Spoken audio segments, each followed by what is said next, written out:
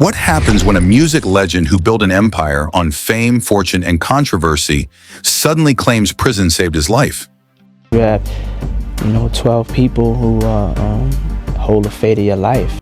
Sean Diddy Combs, once one of the most powerful figures in hip-hop, has confessed to something few expected.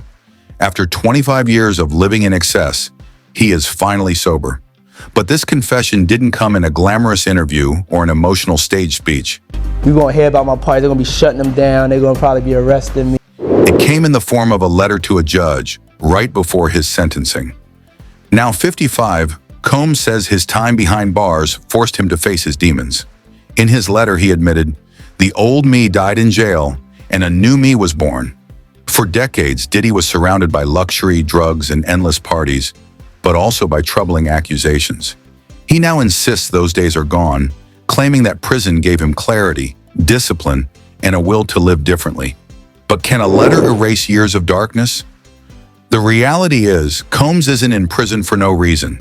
He was recently convicted on 2 counts of transporting women for prostitution, charges linked to disturbing claims from women in his inner circle.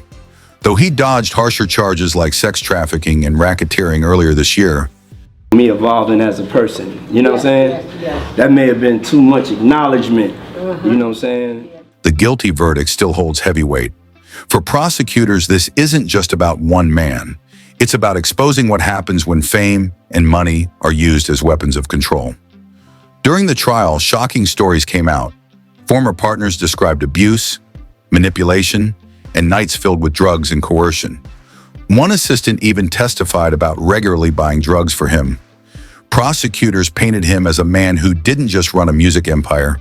He ran an empire of silence and intimidation. To them, his public persona was a mask hiding a world of chaos and cruelty. Still, Diddy insists he's a changed man. He admits he failed his children and wants to rebuild his role as a father and leader.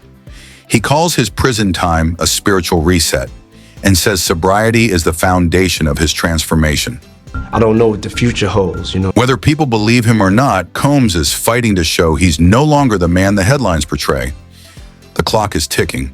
On October 3rd, the judge will decide how much his claimed transformation really matters.